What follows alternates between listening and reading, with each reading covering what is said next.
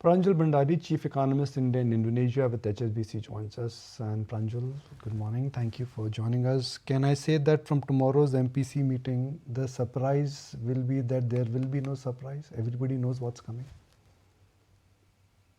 Good way to put it.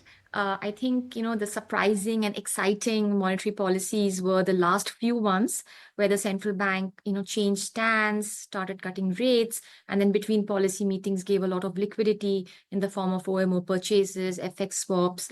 So I think a lot of changes have already happened. So, we may not see that quantum of change anymore. But having said that, I think there will be a lot of things to watch out for tomorrow as well. Firstly, we are expecting a 25 basis points rate cut, which, I think is a consensus view right now. No change in policy stance. It remains accommodative. But at the same time, no real big announcement on liquidity anymore because a lot has already been done. But the thing to really look out for tomorrow would be how much more is left in RBI easing in this cycle. And I think markets have already turned to that and will be looking for any threads of information that come out. And I think that will be really market moving. My sense is that at this point of time, it is also important for RBI to think about how much and then when to stop. You don't want to over ease. Transmission takes 6 to 9 months. So while you're waiting, you shouldn't overdo it. And I think eventually the big change that we will see tomorrow is forecast changes, especially inflation forecast changes.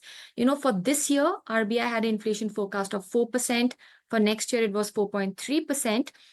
They should be bringing down this year's forecast. How much will they bring it down? And what will they do for next year's forecast? I think that will give a very good indication of how much more easing will come in the next couple of months. Our own view is that we have a rate cut in June. We have a second rate cut in August. And then in October, maybe there's a pause. The RBI sits back, looks at how transmission is happening. And then if needed in December, a third rate cut from here. So including tomorrow, we are forecasting 75 basis points in rate cuts more in this cycle. 75 plus 50 elementary maths, more than 1% rate cut for this in this cycle. That's right. As in 50 has already happened and 75 yes. more. Okay. Pranjul, what about growth projections though? You think the RBI is going to change that? Because we've still got that big overhang of tariffs and then, all the uncertainty that comes with it. Yeah, that's a good question. And my own sense is that they won't. You don't have too much clarity between the last policy meeting and this policy meeting on the growth front. India is still signing a trade deal with the US. Many countries are negotiating with the US. In July, we will probably hear where reciprocal tariffs will finally rest. And while so many things are up in the air, there is no use constantly changing your growth projections. I think at 6.5% for this year, they look a little high, but they are fine. And 6.7% next year. So I think the change will mostly be on inflation. And I think that's what the markets will also be watching very carefully. Okay. Growth has come back in Q4, but was that like a special situation quarter, Mahakumbh effect, the government spending effect? Was that like a special situation quarter? Look, every quarter has a special situation these days. But my sense is that GDP was very high, 7.4%.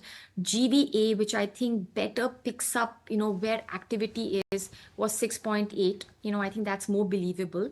But even GVA was a bit higher than it has been in the last couple of quarters, although lower than where it was a year ago. So there's good and bad news. Things have improved from, say, the September quarter or the December quarter, but they are not as great as where they were exactly a year ago. A year ago, we were between 7.5% growth. Now, what created this slight uptick in March? As you said, some of them were like one-off. The fact that government spending had been a little weak, right, through the election period in July last year. And then even in December quarter, it hadn't really picked up. So a lot of the pickup in both central government and state government spending happened in the March quarter. So that helped raise numbers, and we may not see the same type of increase in the next couple of quarters. So I hear you, but I still am excited for the next couple of quarters.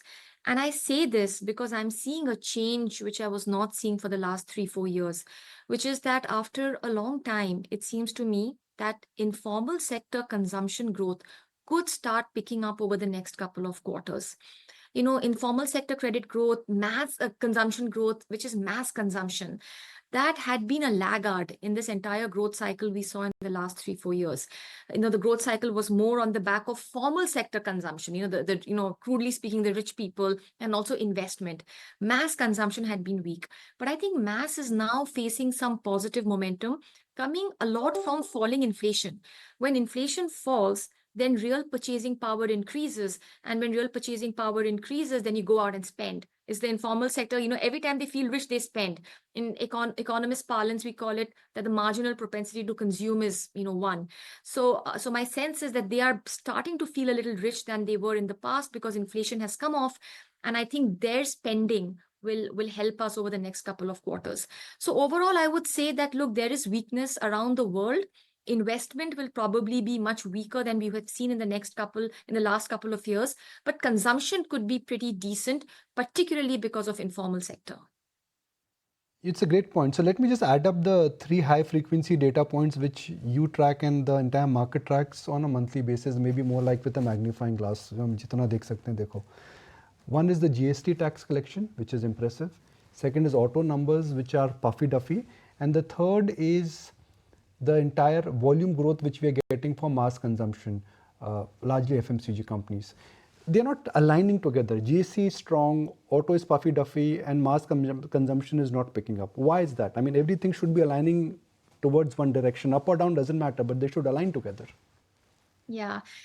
When changes are happening, then for a month or two, things don't align. Suddenly when I see that a lot of data stops aligning, the first thing I think is, some change is underway. And it is that change that is happening. I think the growth baton is getting passed from the formal sector to the informal sector for now. So formal consumption has really fallen off. So I'm really not surprised about, all your auto sales and all being a little weak. But informal sector, I think, has started to pick up, hasn't full-fledged picked up. I think it'll take some more time, a couple of more months for the whole inflation effect, disinflation effect to have, show up in consumption. But it is moving in the right direction, and GST is picking it up first. What I like about GST is, something which a lot of people don't track, but, it has always helped me, is you can break it down. The domestic, first you can break it down between domestic and imported. And within domestic, you can break it down between cess, which is on luxury items, which the formal sector consumes, and the tax, which is on normal items, which the mass consumers items was really rising because formal sector was consuming more. Right now, the chart has completely changed track. You have the whole cess falling, but you have the domestic part, the tax actually rising, which mass consumers, consume. So my sense is I'm seeing those early signs at this point of time. Right. Okay, Pranjul, great to have you on the show, and let's see what the RBI actually announces yesterday and what they decide. If you like this video, then like, share and subscribe to ET Now.